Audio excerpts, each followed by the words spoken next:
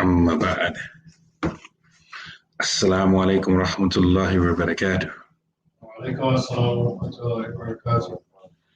Alhamdulillah, we're reading the book called Mukhtasar ul-Akhdari في الإبادة على المذهب الإمام مالك, which means the summary of al-Akhdari, the author of the book, on the acts of worship according to the school of Imam Malik. And of course, this text was composed by Sheikh Abdul Rahman al-Akhdari. And as we said before, the author didn't necessarily divide his book up into chapters, but a lot of times editors and publishers, they divide books up into chapters or sections, even when the author himself didn't do it. And so this is the case here. So this is, we're still in a section that we're calling the author's introduction. Alhamdulillah. Yesterday, we stopped on the part where he says he should likewise enjoy what is good and forbid what is wrong. And we spent some time talking about that. And so we're going to pick up from there. بسم الله الرحمن الرحيم. ويحرم عليه الكذب والغيبة والنميمة والكبر والأجب والرياء والسمعة والحسد والبغض والرياء الفضل على الغير وهمز ولمز والعبث والسخرية. He said, it is forbidden for him, and he's going to name certain things that are forbidden, and there's a long list of them. And we're going to read or stop at 14 things that he listed. Wa alaikum salam wa rahmatullahi wa barakatuh, Farouk. So the first thing he listed was al-kadhib, which is lying. Lying is haram. So again, going back to what he said, wa yahrumu. In other words, it is haram. Alayhi al-kadhib, which is lying. Obviously, lying is something which is not true, saying something which is not true, knowingly. And they vary in degrees. Lying, like all lying isn't created equal. Sometimes someone could lie, and that the reason for the lie could be to misappropriate someone's wealth or to do something or other. So obviously, all lying is not created equal, but nevertheless, it is generally speaking haram. Is not permissible to do. And then the next thing he said that was prohibited was al-ghiba. And ghiba is saying something behind back or in their absence or not in their presence that they would not like, and that thing is true. Saying something not in their presence about that person, or it don't even have to be about them. It could be something like, even about their house or, his car or something like that. Something that he wouldn't like about him or something connected to him that they wouldn't like in his absence, and that thing is true. If it's not true, it's called something else, and he doesn't necessarily mention it right here. It's buhtan, which is slander, which is the same thing. You're saying something behind someone's back, they wouldn't like it, but it's not true. It's false. It's a lie. So ghiba is something that's true. Now, some people say, well, I'll tell him to his face, right? Well, if you said it behind his back, it's still ghiba and it's still haram. And even if you was to say that thing in the person's face, it may not be ghiba, and we already covered the section, but it is still haram because you're causing harm to a Muslim brother. You're causing harm to him, and it's not permissible to do that. So that's ghiba. And again, we have to stick to the Islamic definitions because a lot of times we try to remix or rewrite or redefine or, set new boundaries for things that Allah's Messenger sallallahu alaihi wasallam had already laid down. And so I know a lot of times we think ghiba or backbiting is permissible because we're not scared to say that thing in someone's face. It's still ghiba, it's still sinful, it's still haram, even if you would say it in his face. The fact that you didn't is haram. And we should be more scared of Allah subhanahu wa ta'ala. So the next thing he mentioned was namima. And namima, you can translate as carrying tales. So let's say, for example, brother Fulan, he's backbiting about another brother, Fulan Athani, right? So brother Fulan is backbiting Fulan Athani. And then Fulan Athalith, a third person, goes and tells Fulan Athani, hey, you know what that person was saying about you? I was with him the other day and he said such and such and so-and-so. That's tail carrying. And that's worse, and the term again is namima, and that's worse than ghiba because it increases the harm to everyone. The one that did the backbiting, as well as the one who is being backbitten. Wa alaikum salam wa rahmatullahi wa barakatuh. So namima is more intense, more harmful than just straight ghiba. And so those are a few things that he mentioned with regards, again, to the tongue. Wa alaikum salam wa rahmatullahi wa barakatuh. And the next thing he said was al-kibra, which means arrogance. Sometimes it's translated as pride. Remember, all of these things are haram. So usually when we think of haram, we think about, something you shouldn't be eating or like something you shouldn't be or drinking like alcohol or zina, which he's going to mention later, but we're not going to talk about today, or something like that. That's haram, right? Or maybe we even will think about like some of the things we just mentioned, the three things we just mentioned. Al-kadhbu wal-ghiba wal-namima, right? Lying, backbiting, and carrying tales. We said, okay, that's haram. Well, kibra is haram too. And kibra, you can't see it. It's a disease of the heart. But nevertheless, it's haram. And kibra, it always involves not only the person, but it involves another person or another group of people. Kibra is when you think you're better than someone else. Like it's from the same root word kabara. It's from kabara. Like when we say Allahu Akbar, which means literally Allah is bigger, but we translate Allah is bigger. Allahu Akbar min kulli shay. Allah is bigger or greater than anything, right? So kibra. So the person thinks that they are better than someone else. And in fact, the Prophet sallallahu alaihi wasallam said, al-kibra batrul haq wa ghamtun nas. Kibra is looking down on people and denying the truth. Because when someone is arrogant, when they have this disease of kibra, they will not accept the truth from you because they think they're better than you. And you can see this runs rampant. Like you can tell me something, and because I think I'm better than you, what you say falls on deaf ears. But then somebody else comes and tells me the exact same thing you said, like, okay, I accept it because you told me.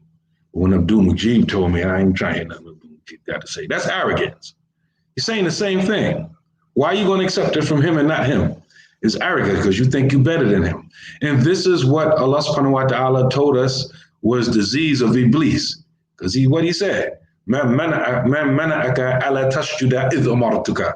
prevented you from prostrating when I commanded you? He said, Ana khayru minhu. I'm better than him. He was arrogant. Khalaqtani min nar wa khalaqtahu min teen. You created me from fire and you created him from dirt. So he measured himself to Adam and thought that he was better than him. So in his mind, it was beneath his level to be prostrating to him when he's better than him. The next thing that he mentioned, and I should mention, and after this class, when we do our, or not immediately after this class, but when we do our Umdatul Bayan class, we're going to soon come to section of the Bab of Tasawwuf, which deals with spirituality. And he goes, one of the longest chapters in that book is the chapter dealing with Kibra.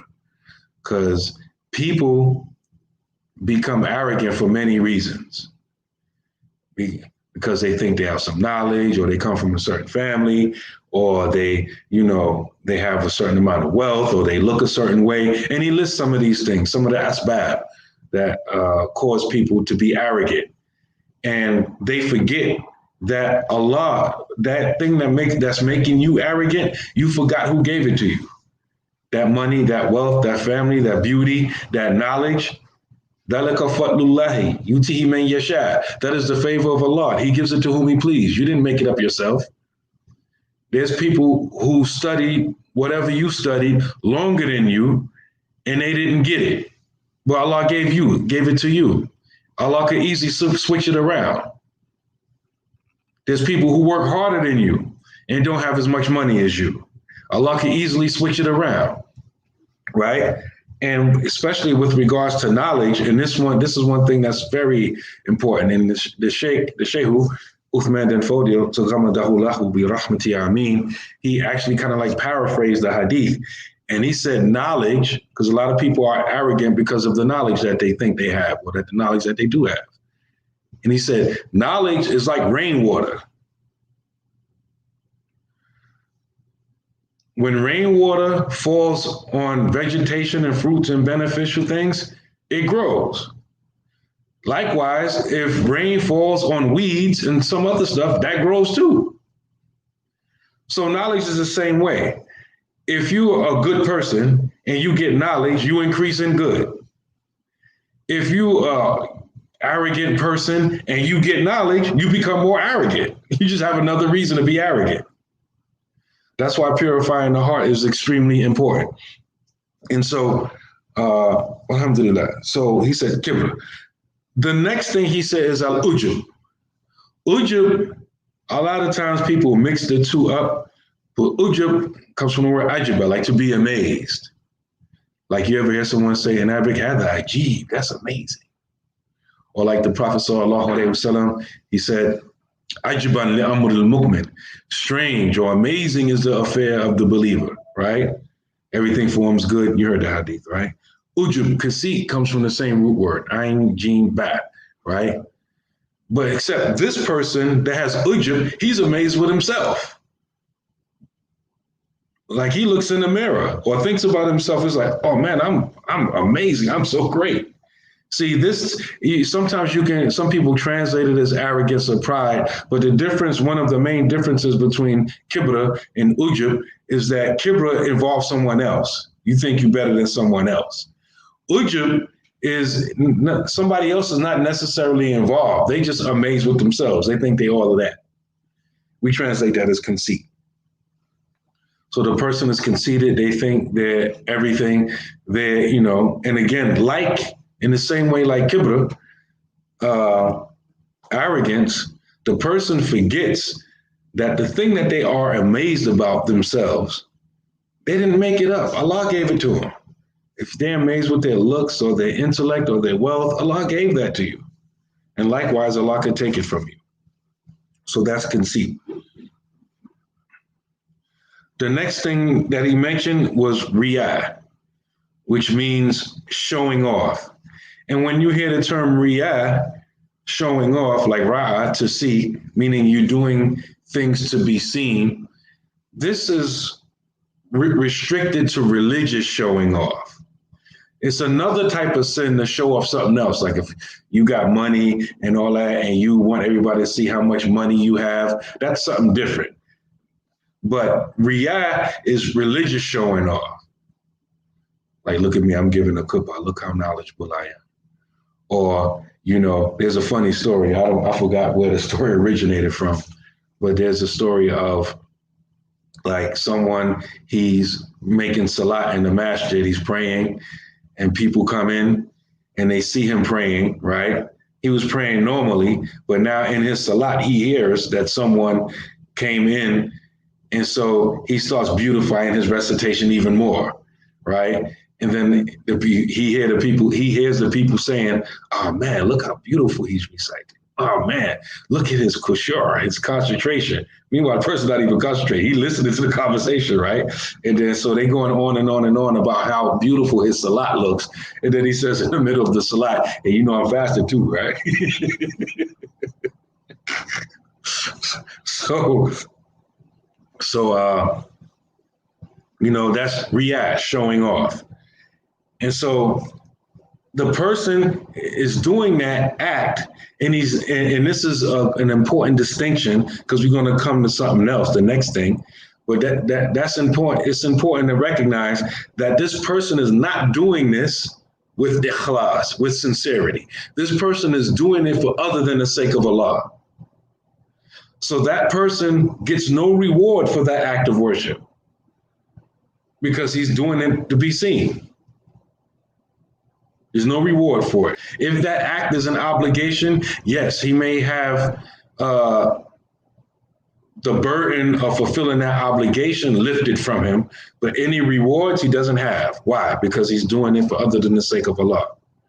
And there's a beautiful hadith that I'm pretty sure most of you heard before, where on the day of judgment, Allah is going to call 3 different people: a knowledgeable person, one who had a lot of wealth and spent it, and for good causes, and another one who was a warrior and he fought fi sabilillah, right? With all of these people, Allah is going to bring them forth, and he's going to say, hey, I gave you this knowledge, or I gave you this ability to fight, or I gave you this wealth. What did you do with the gifts that I gave you? And the person's going to say, oh, I taught this knowledge for your sake, and your sake alone, blah, blah, blah, blah. I fought, for your sake, or I gave money for your sake. And Allah subhanahu wa ta'ala is going to say to these people, you're lying.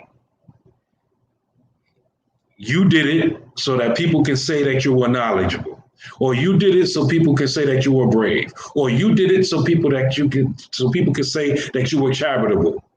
And the beautiful thing about the hadith, it says, faqad qila, and they said it. In other words, you did it so people can say these things about you, and they said it. So in other words, you got your reward. You didn't do it for my sake. You didn't do it for Allah's sake. You did it so people can say these good things about you, and they did say those things, so you got the reward you was looking for. Now drag him to hell on his lying, sinning forehead. It's a well-known hadith, right? So this is extremely important, that when we do religious acts, we have to always renew our intentions, because shaitan sometimes can come, you can start out doing something for the sake of Allah, but maybe somewhere in the middle of doing it, whether it's a act like for prayer or act that's ongoing. Maybe you run a food pantry and you trying to, feed the people, you trying to, do some good. And then you realize there's some popularity in it, and you can get on the city council and you can do all of this and you can do all of that. So now you're doing it for the popularity, or now you're doing it for the money, or this and that. And so sometimes shaitan can use these things to, change your niyat. So that's why it's always important that whenever we do an act of worship, or even in the middle of that act of worship, we remind ourselves that this thing is only for Allah subhanahu wa ta'ala. Let me renew my intention.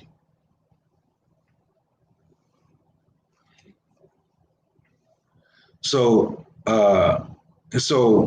this type of showing off is being done for other than Allah subhanahu wa ta'ala. There's no reward for that person.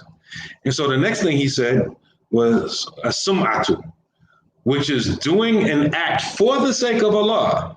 You did the act for the sake of Allah, but then later on you brag about it in order to make yourself seem important or pious or whatever the situation is, right? Right? So when you did the act of worship for the sake of Allah, you got the reward for it.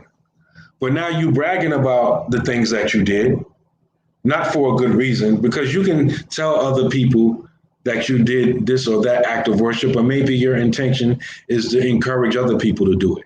There's nothing wrong with that. But if you tell other people about it, in other words, bragging, like we say in English, but you tell other people about it for the sake of making yourself look good or important, then you lose the reward for doing that good deed that you initially got a reward for. See, and that's why, again, the author, he talked about tawbah. He talked about repentance, right? When you make repentance from this sin, then it's possible that Allah can allow you to, again, receive the reward for that action. That's why, remember, we keep saying how important it is that don't forget what you learned in these basic books, you build upon it. So we already talked about tawbah. So, and remember, all of these things that we're talking about, they're haram. You can't do it.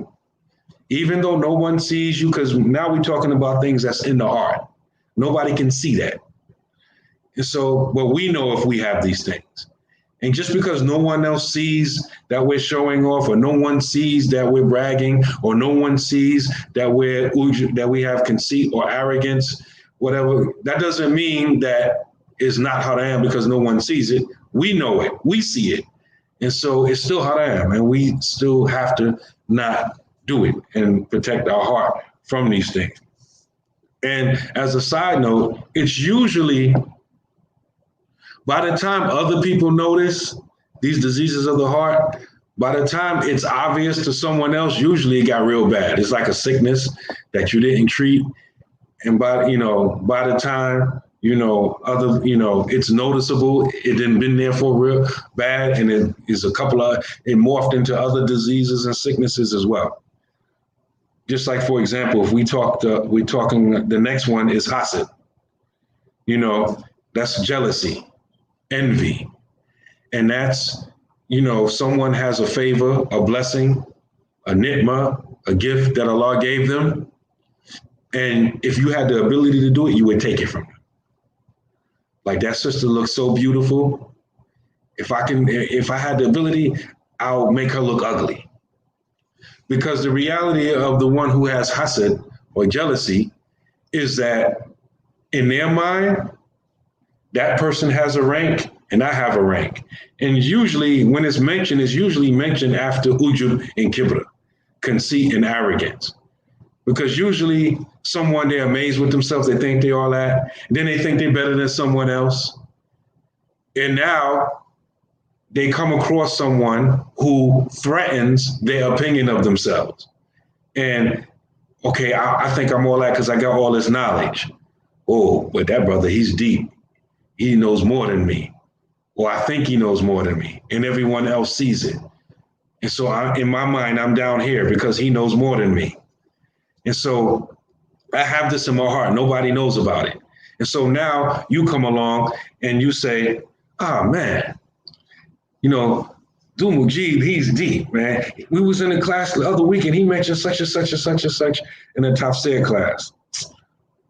I suck my teeth. Mujib ain't got no knowledge. Mujib ain't got no knowledge. Like, yo, man, I ain't jealous of Mujib. That's because I backbit him or I slandered him, which is a separate sin. But you can see how that envy, the jealousy, that's one sin that was in the heart. It stayed there so long that I couldn't help it, and it resulted in another sin of the tongue. Now I said something against Abdul Mujib. That's two sins, So the reality of hasad is that you want someone to lose the gift that Allah gave them, so they won't be up here. They'll be down here, and you'll be up here. And so the Prophet ﷺ also said that hasad eats up good deeds the way fire eats up dry firewood. So, the one who has hasad, he loses the benefit of his good deeds. And remember, hasad or envy and jealousy, that's only in the heart. Nobody can see that. By the time it's noticeable, right, it's always involving some other sins on top of hasad. May Allah protect us from that. We said we were going to mention 14 of the things that he mentioned. I'm eating into Abdul Mujib's tafsir class, so I'm going to try to end.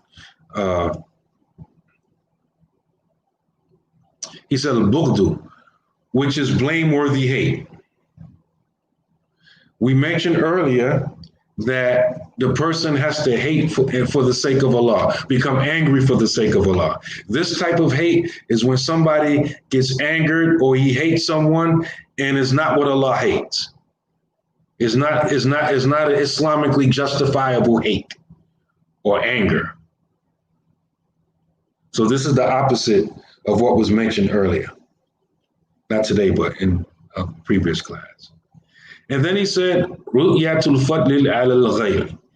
He sees himself superior to others.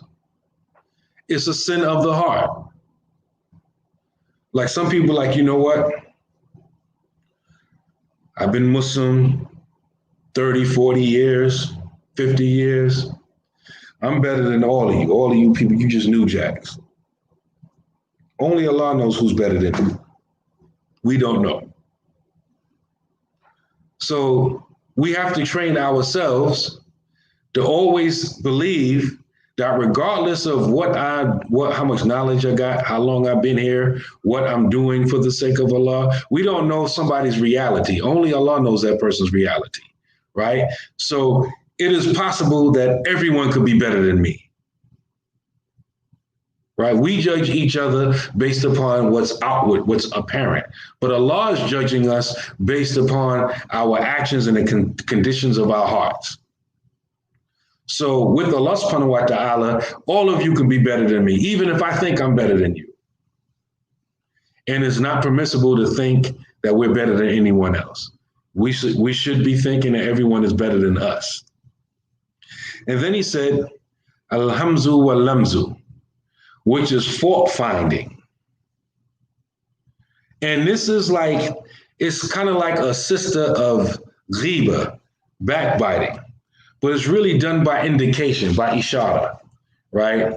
So like Abdul Mujib is saying something, right? I keep using Abdul Mujib because he know it ain't personal. So, so it's just hypothetical. I'm beating Abdul Mujib up, right? so Abdul Mujib is talking, right? And then I look at Abdul Haq, right, while he's talking, and I go like this, twist my lip up. Right? And the scholars differ between these two, hamzu or lamzu. Some say one of them is when you do this when you backbite, like with your eye, right? Some say that's hamzu, some say that's lamzu, right? Like, you just like you make it, you wink or something like this, like someone, right?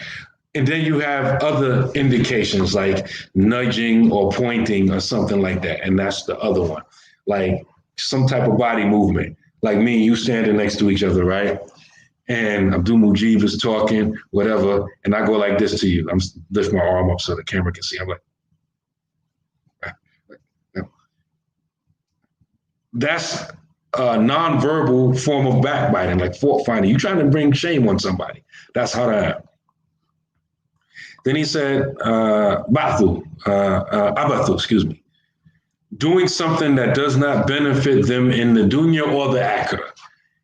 Just aimless activity that's not going to benefit you in this life or the hereafter. Just doing it just to do it. There's no benefit in it whatsoever. Because it's haram to waste your time. A lot of people don't know that. The Prophet sallallahu alaihi wasallam said, "Ni'matani maqbulun fihi kathirun min an-nas."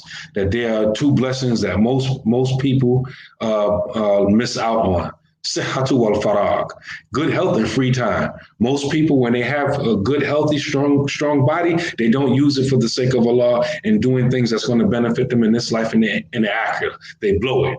And then when they have free time, they don't use it, right? They don't use it to do things that's going to benefit them in this life or the hereafter. It's only after they get sick. It's only after they get busy that they want to get involved with beneficial things. And the 14th thing that he mentioned that we're going to stop at is sukhriya. Sukhriya is making mockery of another Muslim, like just clowning. And I know for us, that's a hard one. Because most of us in our culture, I'm speaking about the African-American culture. I can't speak for other cultures. All of us, we even got different terminologies all around the country that captures it. Ranking, roasting, getting on, what's the other terminology? Ripping, right? Roast, I said roasting already, right? Just, we got terminology for it. Like we'll just stand around on a block and just clowning. Right, just going in, and sometimes we doing it personally just to break the dude to make him want to fight. Like it ain't a joke no more. Stop, nah, we still gonna go on. We didn't even get to your mom's yet, right? Right. And so that's how I am. You can't do that. So this is a hard one that we got to stop because it's like it's built into our culture for a lot of us. Wasn't there one of the companions specifically that used to joke around a lot? Yeah, his nickname was Himar, right?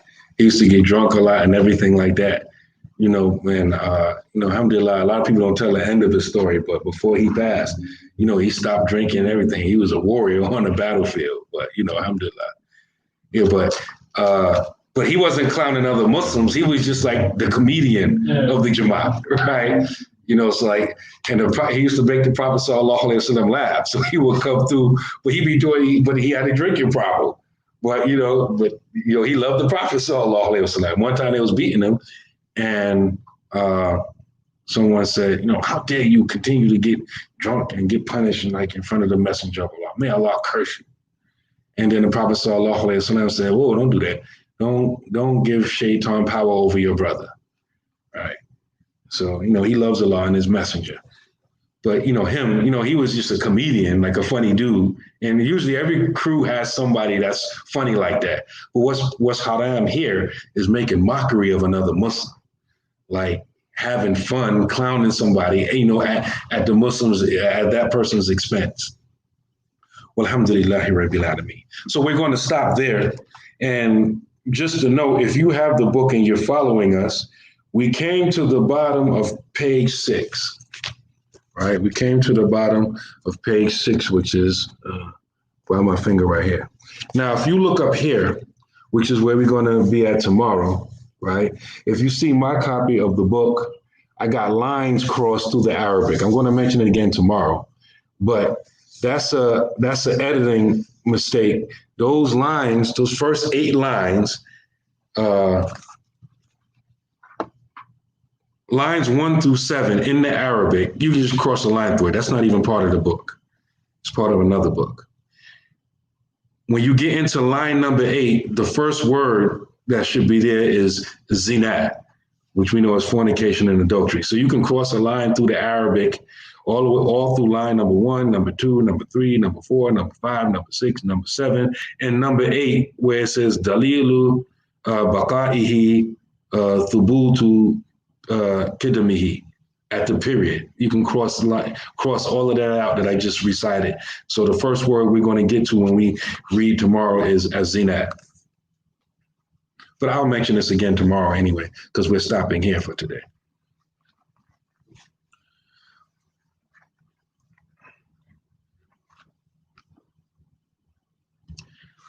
Ameen. May Allah protect us from having these blameworthy traits, these blameworthy characteristics of the heart. Ameen.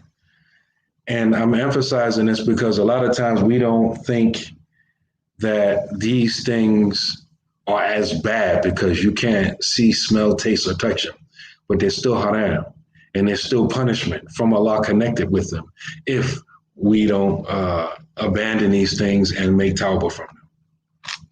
So I'm going to wait a few more seconds to see if anyone online has any questions. And if not, we'll close out. Does anybody here have any questions? This is regarding the town. Now, I don't really know how to word this, but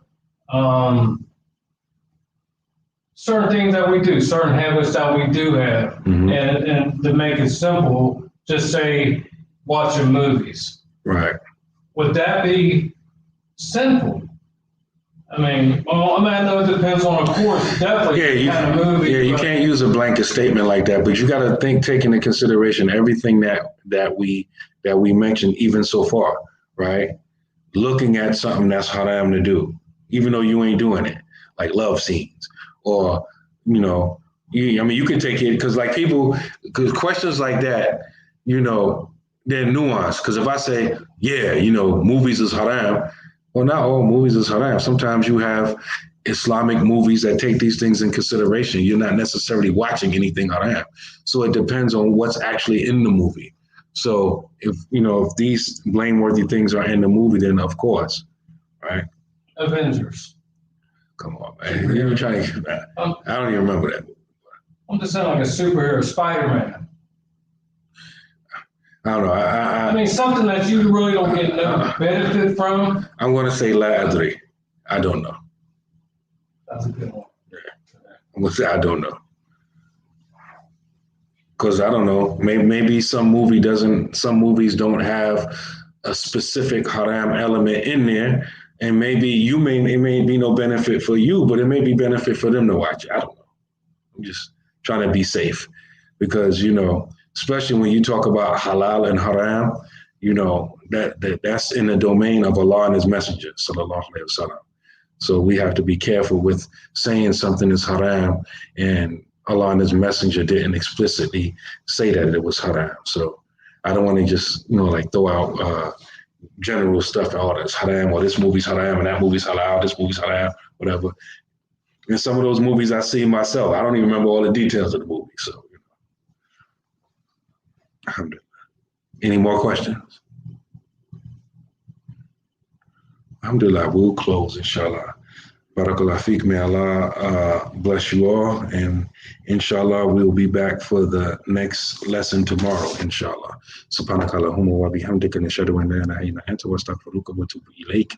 Wal 'asr innal insana lafi khusr illa alladhina amanu wa 'amilu salihati wa tawassaw bil haqqi wa tawassaw bis sabr. Assalamu alaikum wa rahmatullahi wa barakatuh.